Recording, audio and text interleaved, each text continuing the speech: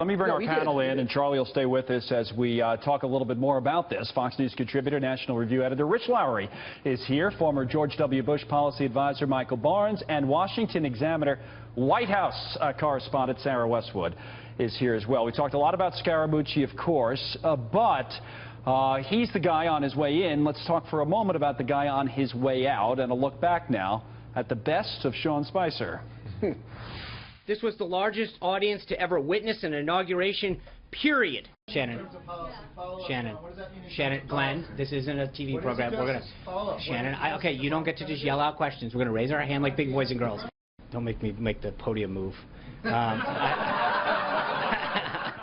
This is very clearly worded, and yet somehow you're asking me how to interpret that in any other way than literally reading plain English. You've got Russia. If the president puts Russian salad dressing on his salad tonight, somehow that's a Russian connection. Thank you, guys. Have a great weekend. We'll see you on Monday. Thank you. Bye. 6 months. Mike Barnes, to you first. Some people said it was only 6 months. In some ways, I know maybe it's surprising that he lasted the full 6 months. What do you think? I'm shocked he lasted this long. It was never a natural fit. It wasn't a fit for the president or for the people who voted for the president. There were lots of candidates in that primary who were more RNC types, like Sean Spicer, and they didn't win. And the president was up against, in the general, the most political of individuals there could have been, the pure Washington, D.C. politician. Right. And the president won. Why in the world he staffed his White House with these RNC and traditional mainstream Republicans never made sense to me. And I do think that Reince Priebus will be the next one to go. Well, that would be he being the former RNC chairman, and Spicer having worked under him as at the RNC as well. Sarah, let me go to you because you're our person or our panelist in the room, as they say. What was that room like today at the White House compared to when Spicer was there?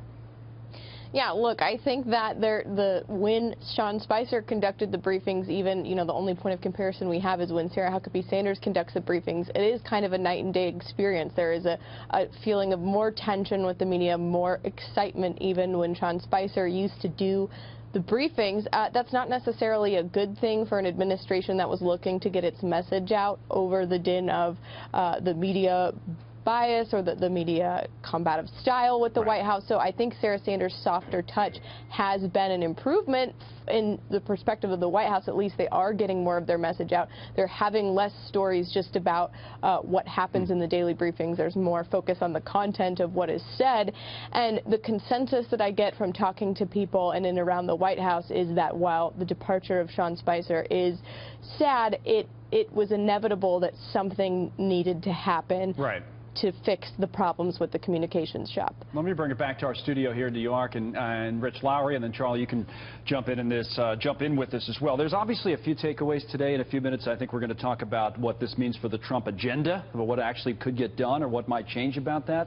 The other thing to me is this means this, and maybe you disagree with this, but this means this president more than ever is digging in for a fight. Anthony Scaramucci, to Charlie's earlier point, does a good job on TV. He fights back. Look what happened at CNN.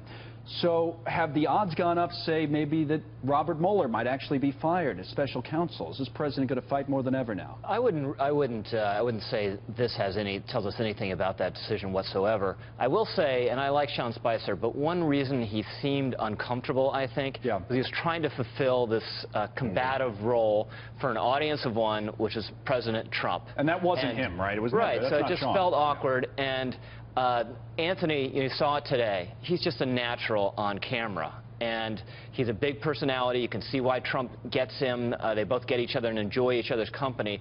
The question, though, is this is more than an on-camera job. It's a big strategic communications job. In fact, the most difficult communications job on the planet. So is there any reason for you to believe he's qualified to do that, or he might be good at that, anything you've seen from him? Well, I think he gets the president. He cares a lot about the agenda, but he's going to have to do a lot of learning on the job. Charlie? Yeah, I agree with that. Listen, he's a really smart guy. I have my misgivings about, listen, Sean Spicer was a really good PR guy. Okay, he was asked to do something almost impossible, put genies back in the bottle that Donald Trump let out. Well, why is that? That might not change. And that probably won't change. And here is the sort of third rail with Scaramucci. He might double down on all the bad stuff with Trump. What's good about Donald Trump, I believe, is his economic agenda. I believe, I agree with him on illegal immigration. I mean, he's got some very common sense programs and approaches to policy, I think. What's bad about him is that in implementation and how he addresses these policies publicly is insane. And, you know, I don't know. Tweets and everything else. And I don't know if Anthony is the new. You need a nuanced. Right. Well, this is the problem, though. The problem with the communication shop is not the communication shop. Yes. It's how Trump tries to be his own communicator. In some ways, they're very counterproductive. So whether your top communicator is Sean, or whether it's Anthony, or whether it's Peter Pan, you need someone in there who you can trust and you let do the job. My point is with Anthony, Anthony's instincts are very much like Trump's. Right. We saw that today. Right. You saw it today. You just go back and rewind the videotapes on some of his public comments since Trump got elected. I mean, go back and look what he said in Davos. You know, he was at the World Economic Forum. He made some comments there. They weren't like, you know, they weren't blasting people, but it was stuff he probably and he enjoyed being in the hornet's nest. Right. But you know, but the question is, you double down on Trump a little bit here?